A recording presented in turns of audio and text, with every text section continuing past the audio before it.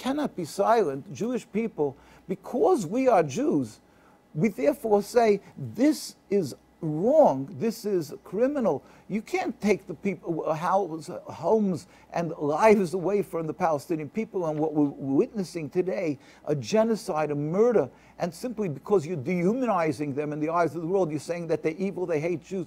How dare they say that when we were living together? The Jewish community was living for hundreds of years in Jerusalem.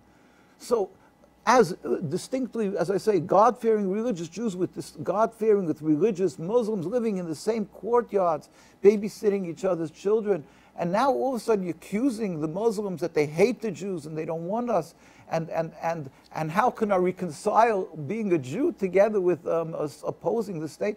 Wow, because we are Jews, in the hundreds of thousands we stand and demonstrate in the streets of Jerusalem, in the streets of the United Nations. Here Netanyahu will be coming tomorrow into the front of Congress, and you will see there'll be large demonstrations full of religious Jews, and the demonstrations are going for 76 years. We are demonstrating in the streets of Jerusalem, and they are being viciously beaten by the Zionists, by the police, the military, and the world is silent.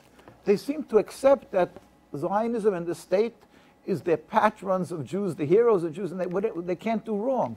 But they're not. It's just like apartheid was accepted for so many tens of years, and even though it's totally unacceptable, but till the world changed their